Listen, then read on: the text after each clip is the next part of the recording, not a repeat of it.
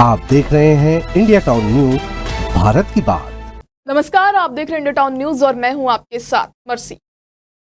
छत्तीसगढ़ विधानसभा में मुख्यमंत्री विष्णुदेव साय ने राज्यपाल के अभिभाषण पर कृतज्ञता व्यक्त करते हुए पूर्ववर्ती कांग्रेस सरकार पर भ्रष्टाचार और कुशासन के गंभीर आरोप लगाए हैं।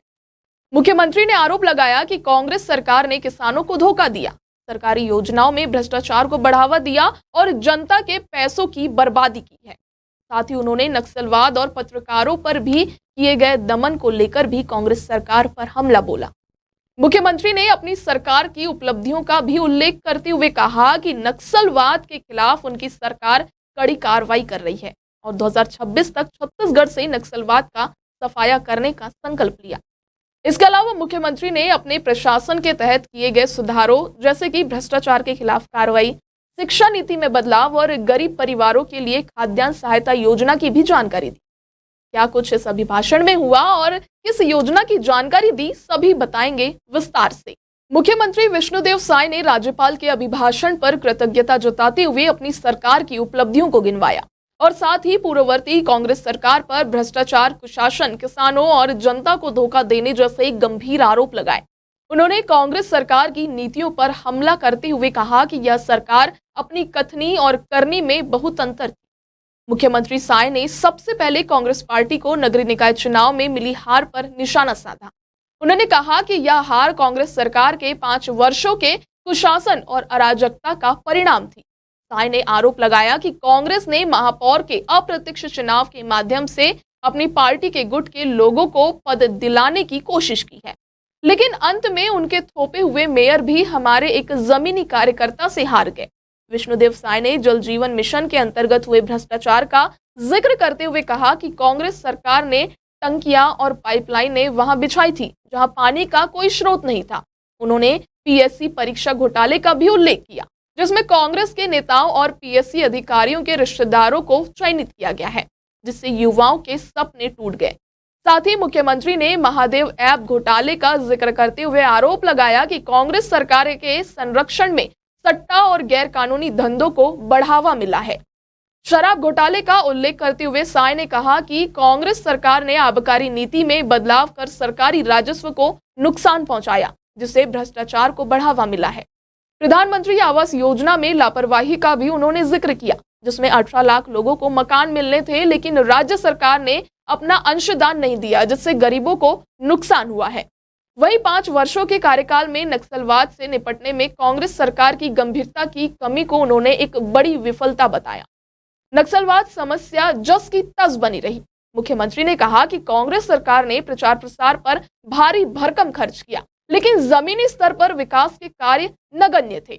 उन्होंने कहा कि पूरे राज्य में बड़े बड़े होर्डिंग्स और विज्ञापनों में केवल भूपेश बघेल ही नजर आते थे, लेकिन जनता को इससे कोई वास्तविक लाभ नहीं मिला। कांग्रेस सरकार की गौठान योजना पर हमला करते हुए मुख्यमंत्री ने कहा कि कांग्रेस सरकार ने गौठानों और गोबर खरीदी के बड़े बड़े दावे किए थे, लेकिन जब इसकी जांच की गई तो नील बट्टे सन्नाटा था, यानी जमीनी हकीकत कुछ और ही थी। धान खरीदी के दौरान कांग्रेस ने झूठे आरोपों और दुष्प्रचार के जरिए किसानों को गुमराह करने की कोशिश की। विष्णुदेव साय ने पत्रकारों पर किए गए दमन का भी उल्लेख किया। उन्होंने कहा कि जो पत्रकार भ्रष्टाचार उजागर करते थे उन्हें नौकरी से निकाल दिया जाता था और जेल में डाल दिया जाता था। विशेष पिछड़ी जनजातियों के लिए केवल भावात्मक सहानुभूति दी गई, लेकिन उनके लिए ठोस कार्य नहीं किए गए। मुख्यमंत्री साय ने अपनी सरकार की प्राथमिकताओं का भी उल्लेख किया। उन्होंने कहा कि केंद्रीय गृह मंत्री अमित शाह ने नक्सलवाद के सफाये की समय सीमा मार्च 2026 तय की है और हमारी सरकार इस समय सीमा तक पूरे छत्तीसगढ़ से नक्सलवाद का सफाया कर देगी।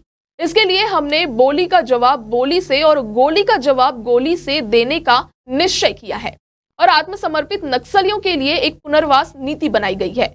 सरकार द्वारा भ्रष्टाचार के खिलाफ की जा रही कार्यवाहियों का जिक्र करते हुए मुख्यमंत्री ने कहा कि खनिजों का ऑनलाइन ट्रांजिट पास पुनः शुरू किया जाए और आबकारी की पुरानी नीति को समाप्त कर एक नई नीति लागू की गई है, जिससे राजस्व दोगुना हो गया।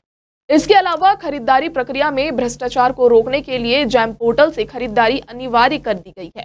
गरीब परिवारों के लिए मुख्यमंत्री खाद्यान्न सहायता योजना की भी उन्होंने चर्चा की।